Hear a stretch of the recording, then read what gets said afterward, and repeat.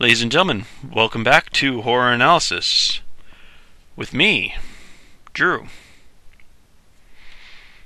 How's it going? Today, we're going to continue with History of Horror.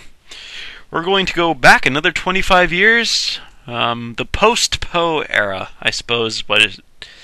This has been called in my thinking about it for the last week when I've been trying to get this stuff sorted.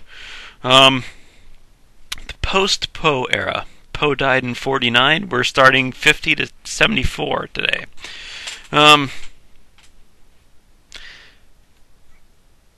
And when you have these terms in history like the post-blank era, it sort of hints that there's not a whole heck of a lot going on. There is in this era, but it's not as much as some of the other eras. Poe and his contemporaries is going to be a pretty big video. And of course the last video, I think I broke an hour. I'm pretty sure I broke an hour on it. And that was the beginning of film and the end of the 19th century. 75 to 1875 to 1899. The pre-20th century video. Luckily, not luckily, but for the 1850 to 1874 and anything further video-wise, we're not going to have to deal with movies because movies didn't start until the 1890s, or the very late 1880s. Horror movies didn't start until the 1890s. Right. Yes, notes. Of course, we're still dealing with Shill, Howard Phillips Lovecraft, supernatural horror and literature. Now that we're back far enough, we don't have to have the modern masters. None of the modern masters wrote this far back. Maybe Macken's Varied Juvenilia. I don't even think Macken's stuff is... He was probably writing like his ABCs at this point, but he wasn't writing for publication. Ooh, that is incredibly hot water. I actually burned myself when I was walking in here with it. Right. Where am I at?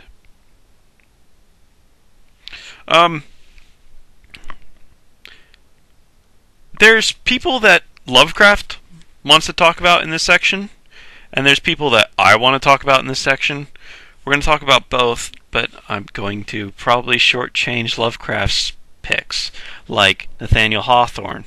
I don't have any issues with Hawthorne, but he's essentially a contemporary of Poe. The one big horror book that he wrote in this section was a big horror book. It's The House of Seven Gables. He wrote it in 1851. Notes. 1851. So 1 year after the advent of this period, which is essentially a Poe era story. The other two that he wrote during this time were Americanizing Greek mythology, from what Lovecraft said and from what I got from Wikipedia. It seemed, I'm not familiar with those. It's the Wonder Book for Boys and Girls and the Tanglewood Tales. Americanizing Greek mythology. Those were in the early 1850s too, but the two big ones that I really like out of this period, Joseph Sheridan Le Fanu, which Lovecraft wasn't really crazy about, and from what I read someplace, a lot of people in the early 20th century didn't like Le Fanu, with the exception of M.R. James, modern master. But I'm kind of thinking, I still think that ghost stories of today are directly related to Sheridan Le Fanu's stories. Probably because they're related to ghost stories of today are M.R. James stories, or out of the M.R. James vein, and Sheridan Le Fanu was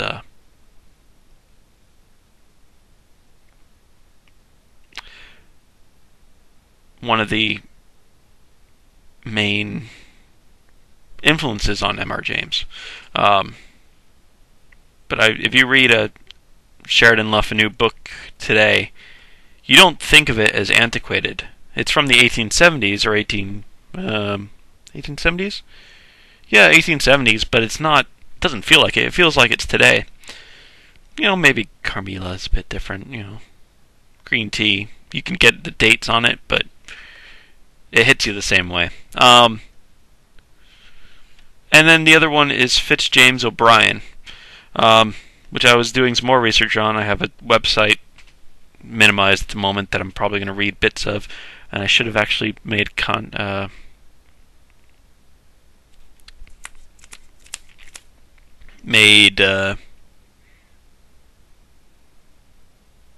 little thing saying where I got the website.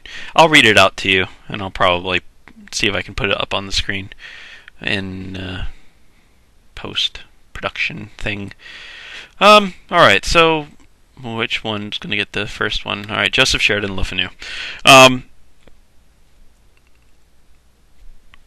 He's actually going to be talked about earlier too, because he did have some stuff that was the same time as Poe.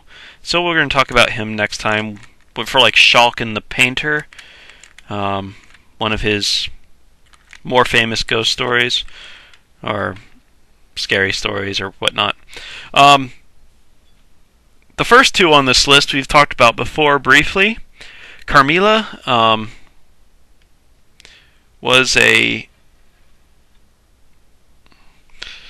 one of the first vampire stories to bring in the element of sex. Before that, you had The Vampire by Polidori. That wasn't all that sexy. The guy seduced somebody, but it wasn't sexy. This is a lesbian vampire story, and yeah, it's kind of sexy. I don't know how lesbian it is. It all over Wikipedia, it's lesbian, lesbian, lesbian, lesbian. I didn't really, I got lesbian in the same way that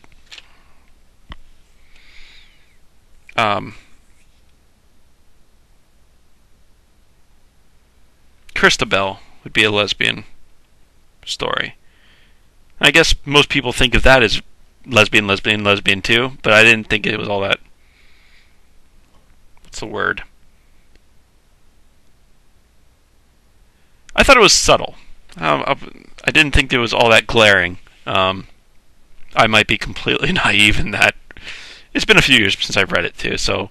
But definitely, Carmilla was a big influence on Dracula, big influence on modern vampires. Sheridan Le Fanu was an Irish writer, as was, and Bram Stoker grew up in Ireland, and I'm almost positive he did. Did he? Yeah, he did. And was aware of the book that would be coming out 28 years before Dracula was written, so probably when he was a kid or later. When he was writing Dracula, he probably had Carmilla.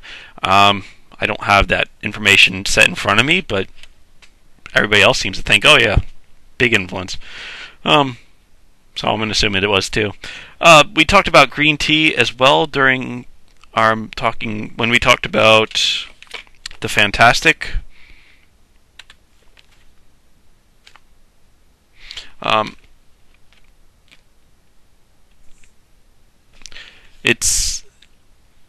You can't tell whether it's supernatural or naturalistic explanation of the events. And it's good. I actually listened to it. I listened to it after I did the video for Fantastic. but it was very good. I enjoyed it, and it creeped me out.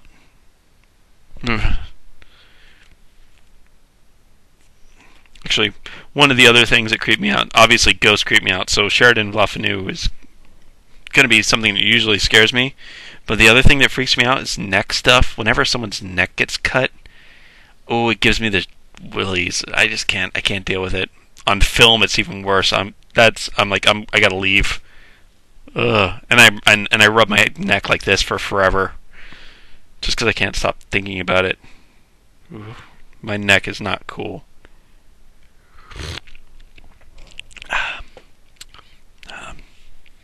Yeah.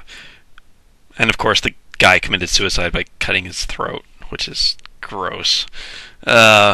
Spoiler. Not really a spoiler. It says that he committed suicide within the first page and a half of the book. So yeah. Green Tea, 1872. These were both in a Glass Darkly. Was one of his short stories. Another of his short story one was Chronicles of the Golden Friars, 1871. One of his novels was Uncle Silas, 1864.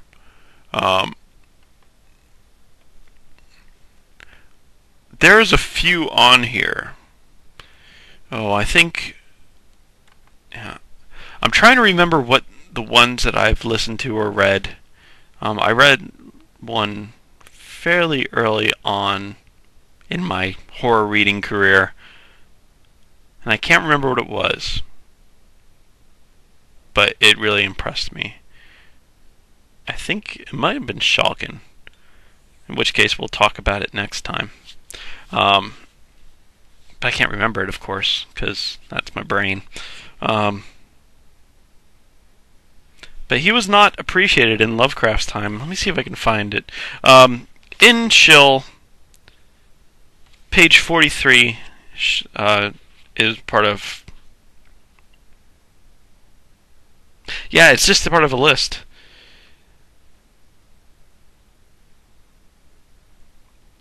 The romantic semi-Gothic quasi-moral tradition here represented was carried far down the 19th century by such authors as Joseph Sheridan Le Fanu, Wilkie Collins, Sir Rider Haggard, H. Rider Haggard,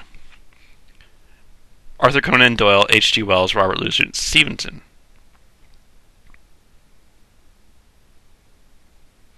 Dr. Jekyll, Mr. Hyde, and Body Snatcher are mentioned for Stevenson. Nothing is mentioned for Sheridan Le Fanu, which is really cruel.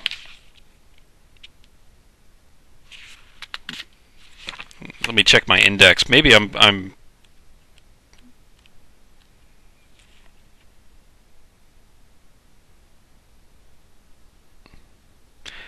no. Oh, maybe it's under L. Le Fanu.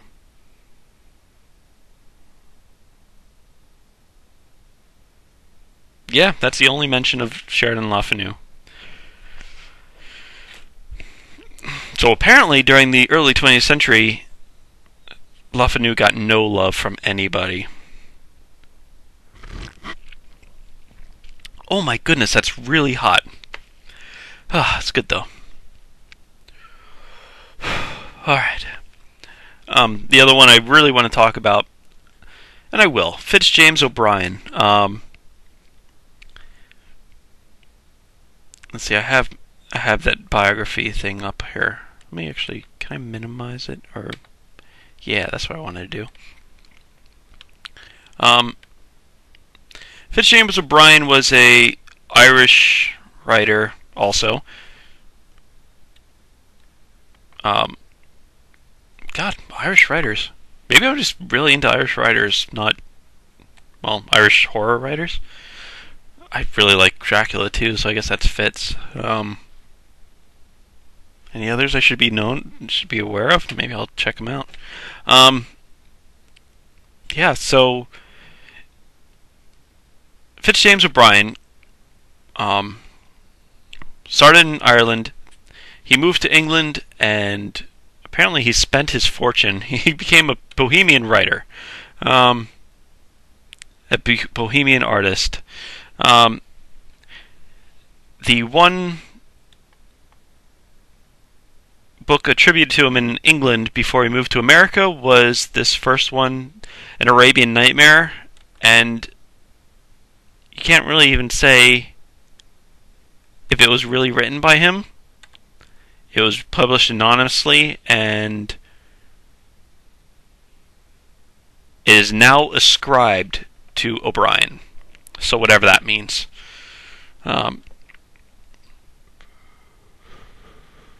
That's too hot to drink. Anyway, he came to America and started writing. He went to New York and started writing there.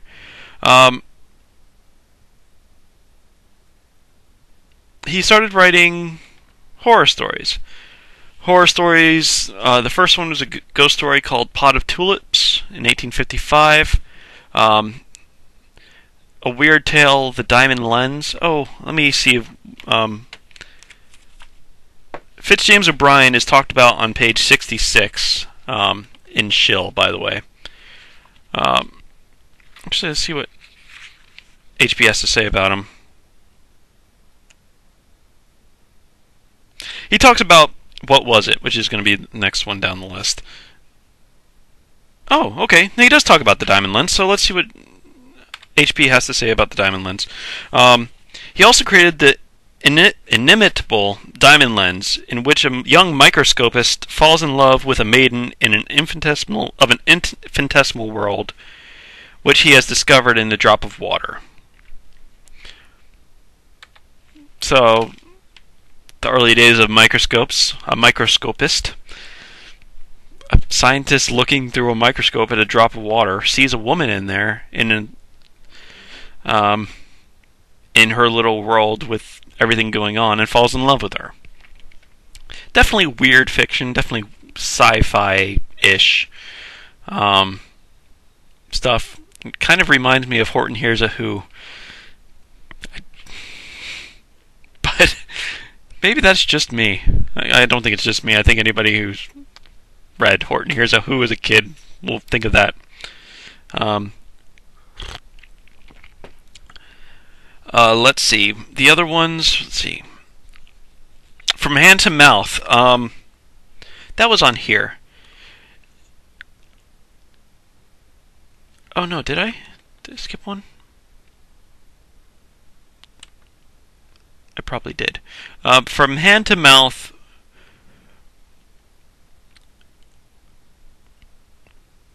was, according to one guy on this, the website that I'm getting this from is a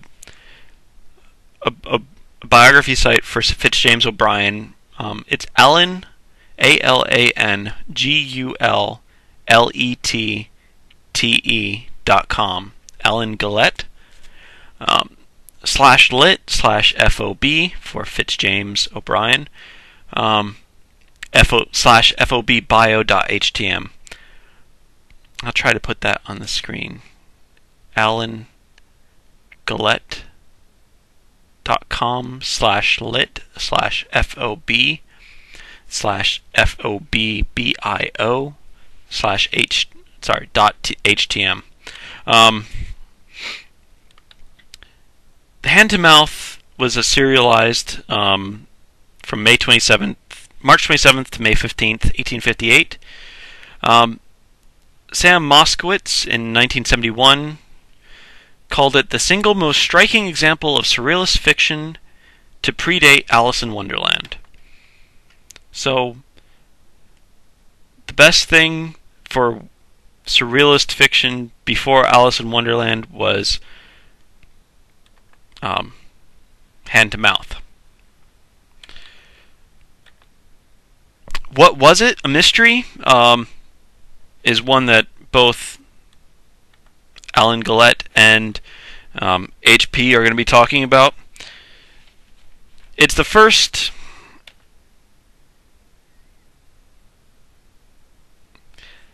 well-shaped short story of a tangible but invisible being.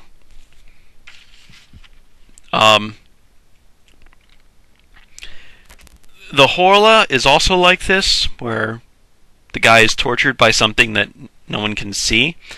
Ambrose Bierce, The Damned Thing, also like this. It's not sure whether de Maupassant in the Horla knew about what was it, but Ambrose Bierce did. I think they were acquainted in some way.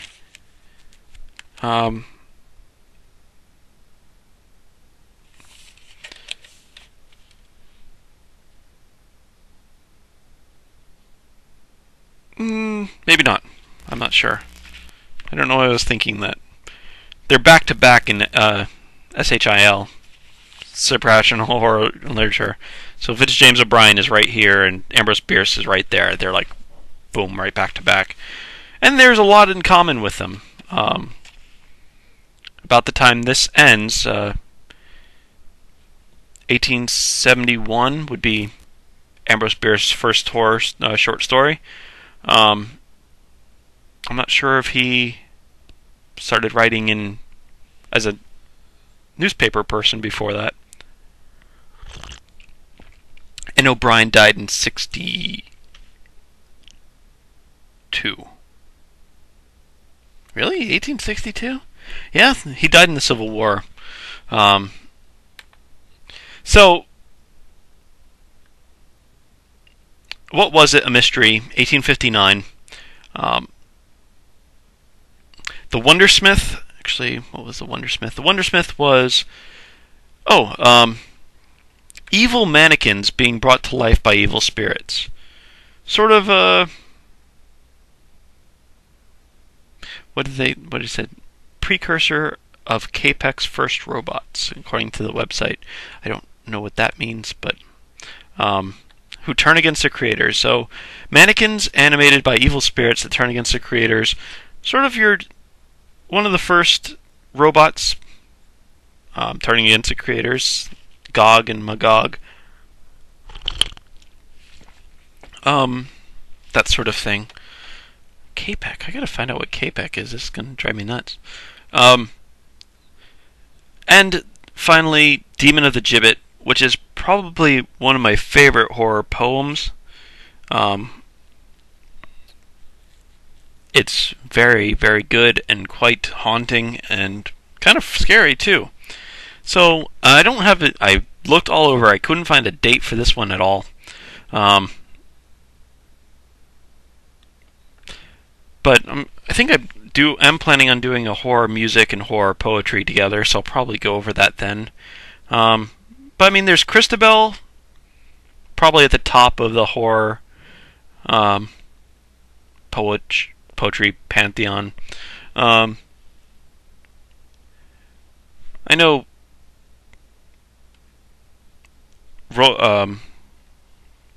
Lovecraft likes Childe Roland from Browning. I'm not really crazy about it myself.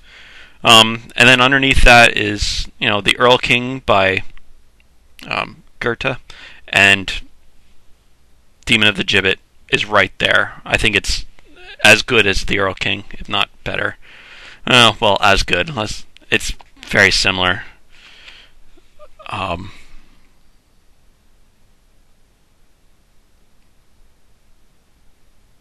Where's Goethe, actually? Goethe is...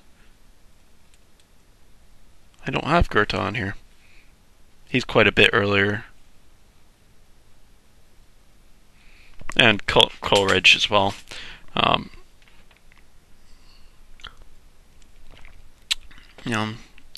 Coleridge is probably at the top of it, but Goethe's close second. Maybe O'Brien ties for second. In my mind, he does anyway. But we'll go over that more when we go over poetry. And hopefully I'll find some more O'Brien poems, if they're creepy and stuff like Demon of the Gibbet is. It's available on LibriVox. Go and check it out on LibriVox.org. Yeah, so... Oh yeah, the other ones. Now I have the list of things that Lovecraft also mentions.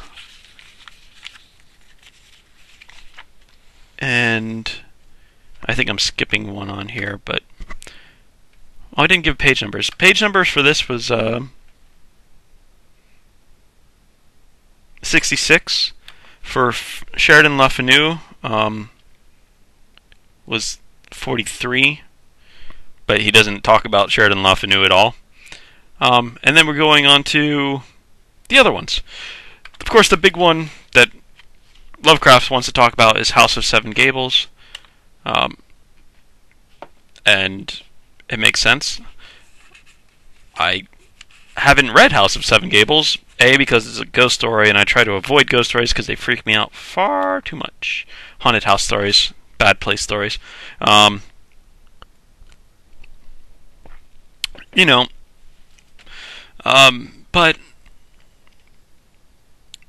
I'm not really familiar with a lot of Hawthorne. The only Hawthorne I was forced to read in school was Goodman Brown. I didn't like it at the time. It didn't really creep me out. It just sort of, I don't think I even had to. I was forced to read Scarlet Letter.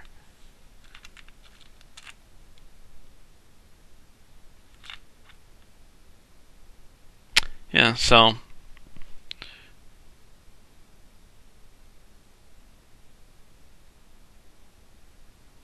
maybe we just watched the movie. Maybe I was supposed to read Scarlet Letter and I just didn't. Like a typical high school student. And we watched the movie. I don't even think I ever watched the movie. Maybe we weren't forced to watch it at all or read it at all. So yeah, I didn't read this one. It's on my list, of course, but so is everything else. Wonder Book for Boys and Girls and Tanglewood Tales are the... what did Lovecraft say about them?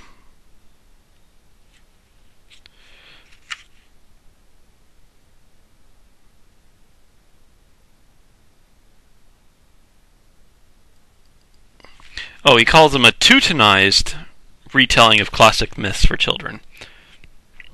Not Americanized, Teutonized. Isn't that Germanicized? I don't know. I'm not familiar with these books either, so I can't say either way. Teutonized. It's not really a adjective that pops up all that often. Adverb? Adverb in this case.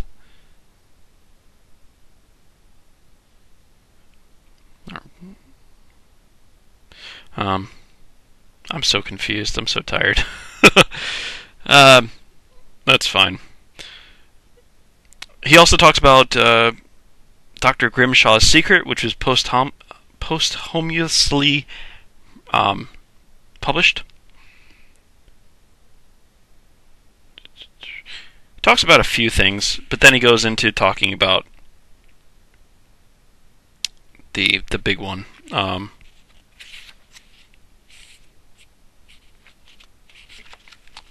House of Seven Gables, and yeah. So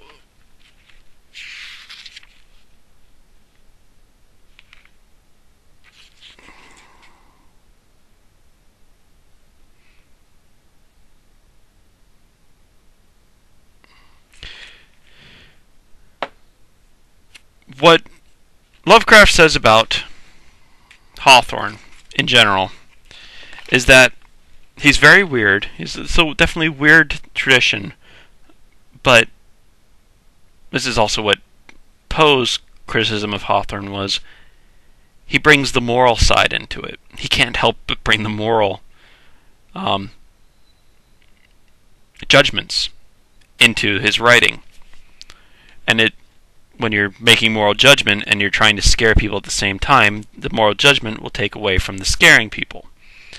Poe's criticism, Lovecraft's criticism. But Lovecraft quite likes it. He just can get past it. Poe couldn't. So, moving on from Nathaniel Hawthorne. Sabine Baring Gould. I'm familiar with Book of Werewolves. I thought I had read it, but I don't know if I really have. Because 1865 doesn't seem right, because I think they were talking about, or maybe it's part Baring Gould and part something else, somebody else, because I could have swore that people were talking about Book of Werewolves was supposedly a non-fiction account, and they were talking about werebears at one point in it. I'm trying to remember. They're talking about werebears at one point in it, and they talked about Lenin being a werebear. Like, he turned into a bear when he was very drunk on vodka. And of course, Lenin wouldn't really be gaining prominence until 1916. So that doesn't really make a whole lot of sense. Maybe it was just that was a footnote in the book by a modern person. It was weird. I didn't really care for it either. Book of Ghosts was 1853. One that Lovecraft was talking about, the curious myths of the Middle Ages. He talks about this very early on. He talks about it during his pre-Gothic, the dawn of the horror tale. He talks about the myths, of course, in the Curious Myths of the Middle Ages. I don't know why I didn't capitalize ages there. Which is a 2-volume book of myths from that Sabine Gould collected. He was a collector. He brought things together and sort of the same ways that the Brothers Grimm did. They collected and published. Ooh, where did the Grimm brothers fall into these things? Do they have them in here? Am I that far behind? We got to be coming up to the Grimm time. Nope, it's not in here. I might find it. Not that it's horror, but it borders on certainly weird fiction and stuff going on at the time, so I do want to know if that was this era or earlier. Robert Browning, as I said, Childe Roland to the Dark Tower came. Oh shoot, I should give page numbers. Robert Browning was page 85. Nathaniel Hawthorne is page 61 through 66. Lovecraft talks about him quite a bit. Sabine Baring Gould, page 19. He's in the first chapter. Robert Browning wrote the poem Childe Roland to the Dark Tower Came. It's weird, but it's not something I necessarily think is scary. Théophile Gautier, probably mangling that name, apologize. He's definitely a contemporary of Poe. But he wrote, later on, he wrote The Avatar in 1856. One I did mention last time, Chartrain and Erckman. They wrote The Man-Wolf in 1859. It was translated to English in 1876, so I mentioned it last time. But 1859 is when they wrote it in French, I would think, from their names. Well, Erckman might be German. But I didn't get it on this list today. So, scooting down a bit, Wilkie Collins, which we mentioned, was on page 43, along with Sheridan Le Fanu.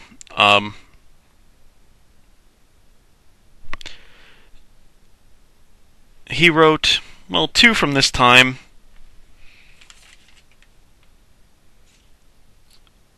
Um, oh, I forgot Dickens too. Goodness gracious, I'm falling down on the job. Yeah, I just saw that on my list. That's way off. So Wilkie Collins, The Woman in White, 1860, and Moonstone, 1868.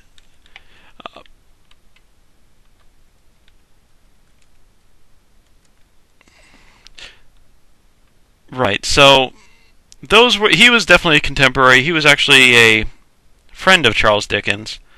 And I'm really quickly looking up Charles Dickens in the background, by the way.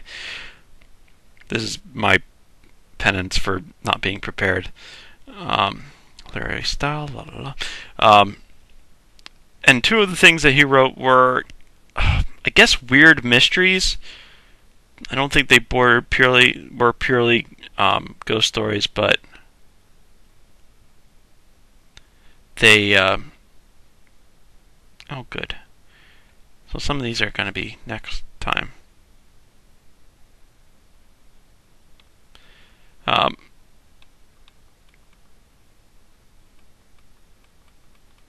Sorry.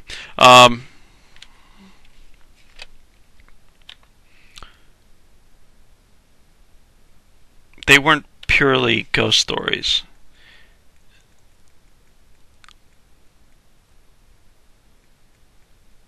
$18.59. Okay.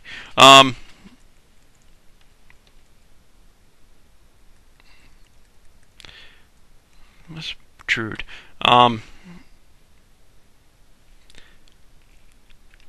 Oh goodness. So coming back to that, Oliver Wendell Holmes, Senior. When he was around, there was only Senior. They didn't. I guess Junior wasn't really on the scene as much as in 1927 as his dad. His dad? Yeah, it's got to be his dad. Most people think Junior now, but Senior was an author. The weird one that Lovecraft wants to talk about, and he talks about it on page 70, was Elsie Venner, published in 1861. Not one I'm familiar with. I'm not really familiar with much of Holmes' stuff. And then we jump back to Ambrose Bierce. Of course, I'm a big Bierce fan. His first two stories, just the first two, came out during this time. That's why we talked about him so much last time and the time before that. The Haunted Valley was his first one in 1871, and The Unfinished Race was 1873. The Unfinished Race seemed to be... I looked it up today. It was a guy who's in a bar takes a bet to run from the town he's in to the town over, which is 9 miles. And the person he takes a bet with starts running with him, and then hops on a carriage or a cart that's going along beside him, just to see if he can do it. And at one point he trips, and he's falling, and he screams out, "Ah!" And before he hits the ground, he disappears, and is never seen again. And apparently this really happened. This really happened. Or it's supposed to be really happening. And of course the people who made the bet with him or were on the cart were suspected of killing him. Which, if this was a real person and it really happened, he didn't disappear into nothingness. Someone killed him and hid his body. And finally, Gustave Flaubert. I never pronounce this guy's name right. Gustave Flaubert. That's right. Close enough, anyway. Temptation of St. Anthony was 1874. That's the only real weird one that Lovecraft wanted to talk about. He talks about him on 48.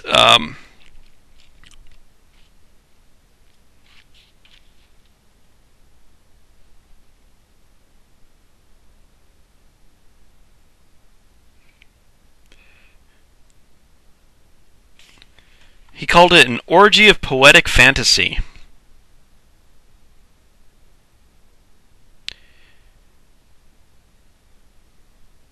If he didn't have a strong realistic bias, he might have been an archweaver of tapestried terrors. That's a pretty good recommendation for you. I might have to check out Temptation of St. Anthony myself. And of course, the one I forgot, because I have these all highlighted. Green was today, yellow was yesterday, or last video, and of course orange and blue were earlier on.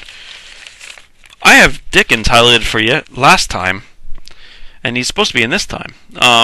Especially the one that Lovecraft talks about, The Signalman, which was 1866,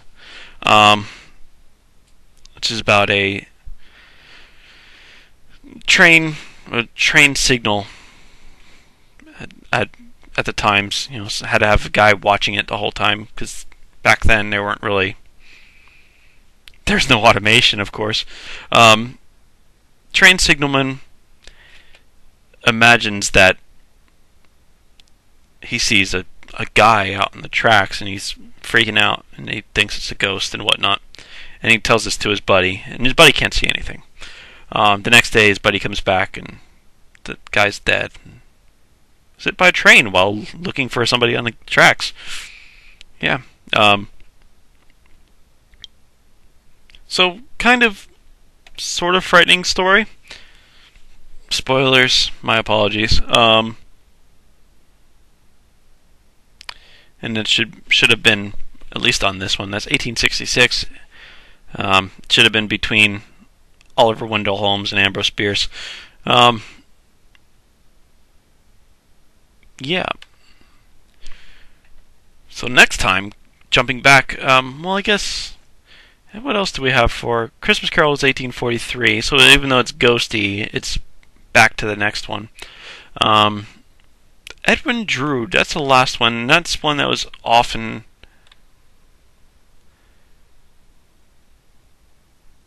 talked about as being horror-esque.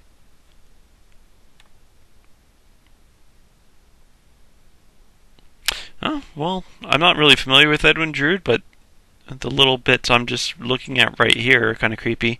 I know that Simmons, Daniel Simmons, made a novel called Drood.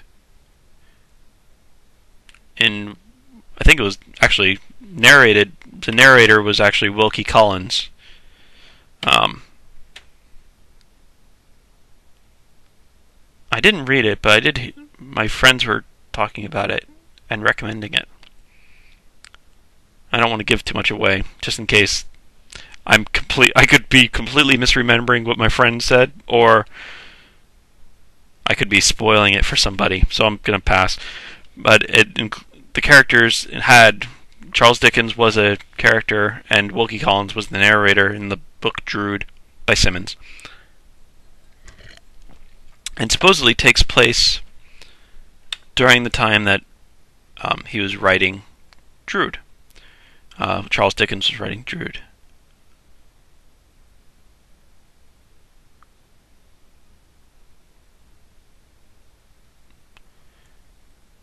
Yeah, they're saying from... I'm just skimming through real quick of this, the Wikipedia article on Edwin Drood, the mystery of Edwin Drood.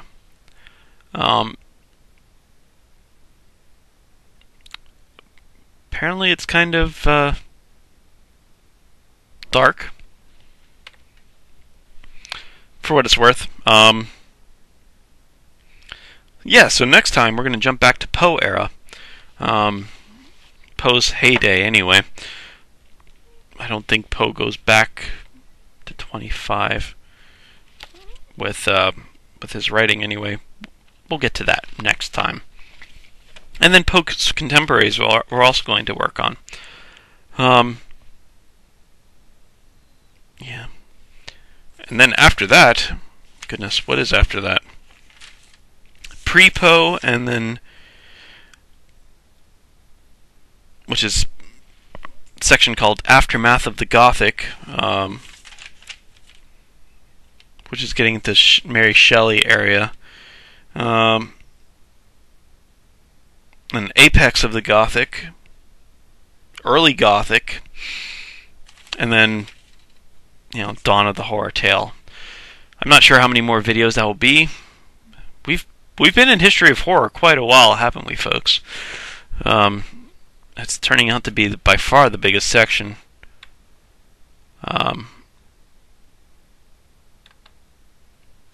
Yeah. But